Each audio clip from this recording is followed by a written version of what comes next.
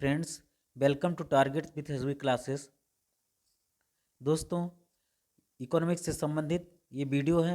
ठीक है, ये वीडियो दोस्तों टीजीटी पीजीटी ठीक है किसी भी स्टेट में एग्ज़ाम करवाया जा रहा है, चाहे केवीएस का हो चाहे DSSB का ही क्यों ना हो।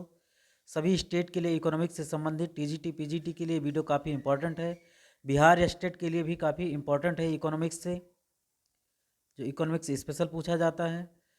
और सभी एग्ज़ाम के लिए जिसमें थोड़ा बहुत जीएस भी पूछा जाता है, कहीं ना कहीं मैंने उन प्रश्नों को भी इसमें शामिल करने की कोशिश की है। नेट जीआरएफ के लिए भी दोस्तों इकोनॉमिक्स का काफ़ी इंपॉर्टेंट वीडियो है ये। क्वेश्चन तो कहीं ना कहीं से सभी से एक दूसरे से जुड़े होते हैं। आइए देखते हैं दोस्तों क्वेश्चन नंबर 1। भारतीय स्टेट बैंक की स्थापना किस समिति के सिफारिश पर हुई थी? गाडगिल समिति, गोरेवाला समिति, हिल्डन यंग समिति या फिर लड़कवाला समिति? तो सही आंसर है दोस्तों आपका गोरेवाला समिति। ठीक है, इसकी स्थापना कब हुई थी दोस्तों? ये हुई थी अखिल ग्रामीण साख सर्वेक्षण समिति 1952, जिसे एडे गोरेवाला की समिति के नाम से जाना गया। इसी ने ही इंपीरियल बैंक के साथ इसके जो राज्य संबंध के कुछ बैंक थे उसको संबंध करके स्टेट बैंक ऑफ इंडिया की स्थापना की गई 1955 में। इंपीरियल बैंक की स्थापना दोस्तों ठीक है 1921 में हुई थी। कब हुई थी? 1921 में। क्वेश्चन नंबर 2, भारत में वित्त आयोग का गठन कौन करता है? प्रधानमंत्री, राष्ट्रपति, आरबीआई का गवर्नर या फिर वित्त मंत्री? इंपॉर्टेंट क्वेश्चन है दोस्तों। क्वेश्चन नंबर 2, राष्ट्रपति कौन है? राष्ट्रपति जी इस वित्त आयोग का गठन करते हैं। केंद्र से राज्यों के वित्तीय स्थानांतरण के लिए ठीक है, जैसे मान लीजिए केंद्र ने इनकम टैक्स लिया या और भी कर लिया ठीक है, तो वित्तीय स्थानांतरण के लिए एक दिशा निर्देश एक गाइडलाइंस दी गई है सुलझाने के लिए, और वो वित्त आयोग है। ठीक है, इसका जो गठन है संविधान के अनुच्छेद 281 में की गई है। ठीक है, इसका जो है 5 वर्ष के बाद या उसके पहले ही इस आयोग का गठन कर लिया जाता है। क्वेश्चन नंबर 3, शून्य आधार बजट की अवधारणा किसने दी थी? Adam Smith, J.M. Keynes, Peter Pyre या फिर मसग्रेव? तो सही आंसर है दोस्तों आपका पीटर पायर। कौन है? Peter Pyre. ठीक है, इन्होंने जो है शून्य आधारित बजटिंग का प्रवर्तन पीटर पायर ने 1970 में किया था। यह एक ऐसी तकनीक है जिसमें जो सार्वजनिक खर्च है, जो सार्वजनिक व्यय है, उसके अपव्ययता में ठीक है जो फालतू के खर्चे हैं उसमें कैसे कमी लाया जाए, ठीक है उसके लिए क्या किया गया था? पीटर पायर ने 1970 में ऐसा प्रावधान लाया था। भारत के संपूर्ण ग्रामीण क्षेत्र में नरेगा कब लागू हुआ? मोस्ट इंपॉर्टेंट क्वेश्चन है दोस्तों लगभग सभी एग्जाम के लिए। अप्रैल 1 2008, अप्रैल 1 2007, फरवरी 1 2006 या फिर मार्च 1 2005? तो सही आंसर है दोस्तों आपका अप्रैल 1 2008। ठीक है, लेकिन इसकी जो शुरुआत हुई थी दोस्तों ठीक है ये 2 फरवरी 2006 में ही हो गई थी। 2 फरवरी 2006 में हो गई थी प्रधानमंत्री डॉक्टर मनमोहन सिंह के द्वारा। लेकिन ये तब केवल 27 राज्यों के केवल 200 जिलों में ही लागू हो पाया था। लेकिन 1 अप्रैल 2008 को पूरे संपूर्ण भारत में ठीक है काम के बदले अनाज ठीक है का भी इसमें क्या कर दिया गया? विलय कर दिया गया। और राष्ट्रीय रोजगार गारंटी अधिनियम का भी इसमें विलय करके क्या कर दिया गया? इसको मनरेगा के अंतर्गत लाया गया और 1 अप्रैल 2008 से संपूर्ण भारत में ये परियोजना लागू है। क्वेश्चन नंबर 5, कर संरचना में सुधार के लिए किस कमेटी का गठन किया गया था? केलकर समिति, नरसिम्हम कमेटी, तेंदुलकर कमेटी या फिर चलैया कमेटी? कर संरचना में सुधार के लिए तो सही आंसर है दोस्तों आपका चलैया कमेटी। क्या है? चलैया समिति। ठीक है, तेंदुलकर समिति दोस्तों गरीबी उन्मूलन से थी। नरसिम्हम समिति दोस्तों बैंकिंग क्षेत्र में सुधार के लिए।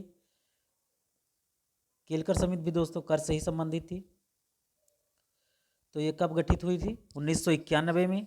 ठीक है, सुधार कमेटी चलैया समिति ठीक है प्रत्यक्ष या अप्रत्यक्ष करों की कर राजस्व स्रोत कैसे बढ़ाया जाए और कर आधार का कैसे जो है इसका फैलाव किया जाए, यानी कैसे इसका एक्सटेंशन किया जाए, मॉडरेट पर फैलाव कैसे किया जाए, इसके बारे में इसमें विचार किया गया है। ठीक है, इसके बारे में पूरा स्रोत दिया गया है। क्वेश्चन नंबर 6, मांग का नियम क्या बताता है? मांग का नियम क्या बताता है? जब आय बढ़ती है तो मांग बढ़ती है, जब कीमत घटती है तो मांग बढ़ती है, और जब मांग बढ़ती है तो कीमत भी बढ़ती है, या फिर जब मांग घटती है तो कीमत भी घटती है। तो इसका सही आंसर क्या है दोस्तों? आप इसका आंसर कमेंट बॉक्स में भी वीडियो पॉज करके दे सकते हैं कि हमारा कितना क्वेश्चन सही हुआ। ठीक है, तो सही आंसर दोस्तों आपका ऑप्शन नंबर बी, जब कीमत घटती है तो मांग बढ़ती है।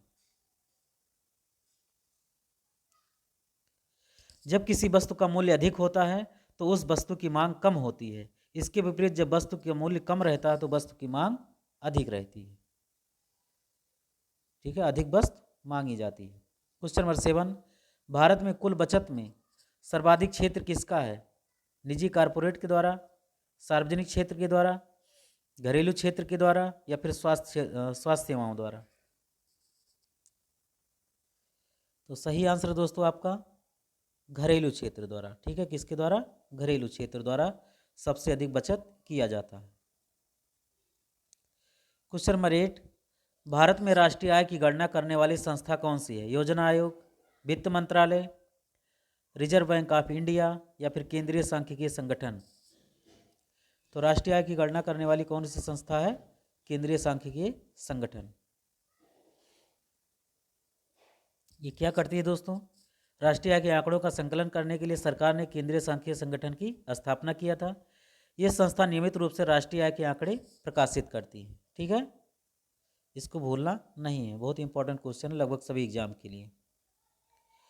राष्ट्रीय किसान नीति की घोषणा कब की गई? नवंबर 2007, नवंबर 2005, नवंबर 2004, या फिर नवंबर 2009?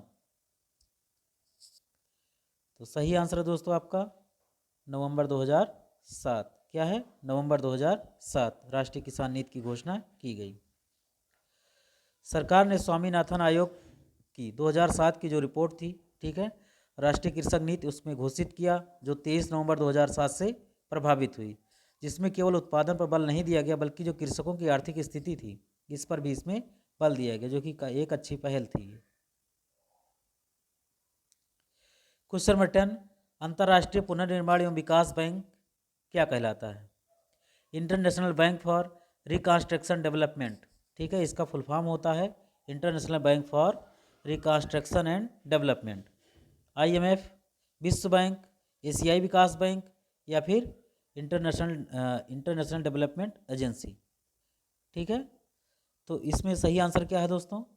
अंतर्राष्ट्रीय पुनर्निर्माण विकास बैंक किसे कहते हैं? तो सही आंसर दोस्तों आपका विश्व बैंक। क्या है? विश्व बैंक। दिसंबर 1945 में IMF यानी कि अंतर्राष्ट्रीय मुद्रा कोष के साथ साथ इसकी स्थापना हुई थी। IBRD को अन्य सहयोगी संस्थाओं के साथ मिलकर विश्व बैंक के नाम से जाना जाता है, और वर्तमान में इसमें कितने सदस्य देश हैं? 189 सदस्य देश हैं। क्वेश्चन नंबर 11, लाभ का नव परिवर्तन सिद्धांत का प्रतिपादन किसने किया था? JS मिल, क्लार्क ने, या फिर शुम्पीटर ने, या फिर प्रोफेसर नाइट ने? तो सही आंसर है दोस्तों आपका शुम्पीटर। कौन है? शुम्पीटर जी। उनके अनुसार साहसी का प्रमुख कार्य क्या है? उत्पादन क्रिया में, या भी जो भी कुछ क्या होता है, प्रोडक्शन होता है, उसमें इनोवेशन कैसे लाए, वो नव परिवर्तन कैसे लेकर के आए, ताकि उसका लाभ जो है नव परिवर्तन की क्रिया का क्या है, लाभ क्या है, इसी जो है इनोवेशन के क्या है, रिटर्न है, यानी कि प्रतिफल है, जिससे क्या हो सके, उसकी आय में वृद्धि आए। ठीक है। क्वेश्चन नंबर 12, विश्व बैंक की सुलभ ऋण खिड़की किसे कहा जाता है? ठीक है, विश्व बैंक की सुलभ ऋण खिड़की किसे कहा गया है? IMF को, IFC को, ADB को, या फिर IDA को? तो सही आंसर दोस्तों आपका IDA, अंतर्राष्ट्रीय विकास संगठन। इसकी स्थापना 1956 में हुई थी। इस संगठन के तहत इसके सदस्य देशों को क्या किया जाता है? आसान किस्तों पर दीर्घकालिक ऋण प्रदान किया जाता है। ठीक है, ये इसका प्रमुख कार्य है। Question number 13, capital and growth नामक पुस्तक, ठीक है, ये इकोनॉमिक्स से संबंधित है। इसके लेखक कौन है? कैपिटल एंड ग्रोथ के पूंजी और उसका विकास।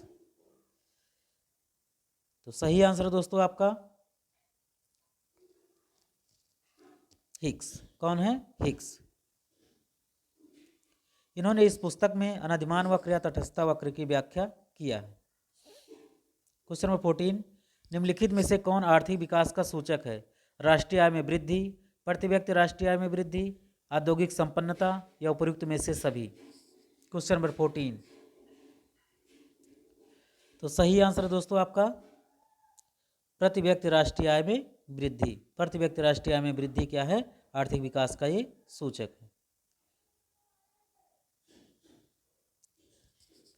किसी देश में आर्थिक विकास तब कहा जाता है जब उस देश में क्या हो? संरचनात्मक परिवर्तन होता है। क्वेश्चन नंबर 15, नाबार्ड की स्थापना कब हुई थी? 1984, 1982, 1972 या फिर 1980। तो सही आंसर दोस्तों आपका 1982। क्या है? 1982। इसकी स्थापना 12 जुलाई 1982 को हुई थी शिवरामन समिति की अनुशंसा पर। इंपॉर्टेंट टॉपिक है दोस्तों, ये इंपॉर्टेंट क्वेश्चन है। किसकी समिति पर? शिवरामन समिति की अनुशंसा पर। क्वेश्चन नंबर 16, नाबार्ड का प्रमुख कार्य क्या है? औद्योगिक शाख का संचालन करना, ग्रामीण शाख का संचालन करना, भारतीय रिजर्व बैंक के प्रतिनिधि के रूप में कार्य करना या फिर शहरी क्षेत्र का शाख संचालन करना। तो सही आंसर दोस्तों आपका ऑप्शन नंबर बी, ग्रामीण शाख का संचालन करना। यह संस्था आर्थिक विकास को बढ़ाने के लिए, प्रोत्साहित करने के लिए सभी प्रकार के उत्पादन, विनियोग, कृषि, छोटे उद्योग की वित्तीय आवश्यकताओं की पूर्ति करती है। क्वेश्चन नंबर 17, मजदूरी कोष सिद्धांत के प्रतिपादक कौन हैं? Malthus, Adam Smith, professor Marshall या फिर जेएम कीन्स। तो सही आंसर दोस्तों आपका एडम स्मिथ। कौन है? Adam Smith.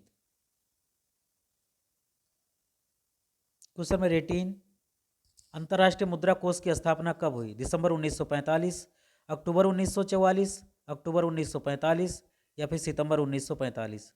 अंतर्राष्ट्रीय मुद्रा कोष की स्थापना दिसंबर 1945। क्या सही है? दिसंबर 1945। इसका प्रमुख कार्य क्या है दोस्तों? सदस्य देशों के भुगतान असंतुलन की समस्या को दूर करने के लिए अल्पकालिक ऋण देना। ठीक है, ये अल्पकाल के लिए ऋण देता है दोस्तों। ठीक है, और जो भुगतान असंतुलन की जो समस्या उत्पन्न हो जाती है, एक से दूसरे देश में करेंसी का आवागमन, ठीक है, किसी देश के पास इसका बहुत अधिक भंडार होता है और किसी देश के पास कम होता है, तो मुद्रा का लेन देन के लिए क्या करती है? सारी समस्या को सुलझाती है। क्वेश्चन नंबर 19, इनमें से कौन भ्रष्टाचार का कारण नहीं है? गरीबी, महंगाई, भूमंडलीकरण या फिर निरक्षरता। तो इसका कहीं भी देखा जाए तो भूमंडलीकरण से इसका कोई भी लेना देना नहीं है। ठीक है, बाकी आपका गरीबी, महंगाई और निरक्षरता से इसका संबंध है। भ्रष्टाचार के कारण मुद्रा की मात्रा में वृद्धि हो जाती है और इसी से क्या होता है? गरीबी, निरक्षरता और महंगाई में वृद्धि होती है। क्वेश्चन नंबर 20, निम्नलिखित में से कौन एक उपभोक्ता का अधिकार नहीं है? सूचना का अधिकार, शोषण के विरुद्ध अधिकार, चुनने का अधिकार या फिर सुरक्षा का अधिकार। तो सही आंसर है दोस्तों आपका सूचना का अधिकार। क्या सही है? सूचना का अधिकार। ये दोस्तों 2005 में आया था प्रधानमंत्री डॉक्टर मनमोहन सिंह के द्वारा। ठीक है, इसमें किसी भी संस्था से आप सूचना के अधिकार यानी कि सूचना को मांग सकते हैं। तो ये था दोस्तों आपके बीच में महत्वपूर्ण टॉपिक। ठीक है, इकोनॉमिक्स से रिलेटेड। दोस्तों चैनल पर पहली बार विजिट कर रहे हैं तो चैनल को जरूर सब्सक्राइब कीजिएगा, वीडियो को लाइक कीजिए और हर ज़रूरतमंद के पास इस वीडियो को शेयर कीजिए। मिलते हैं नेक्स्ट वीडियो में बहुत जल्द दोस्तों। Thanks for watching. जय हिंद।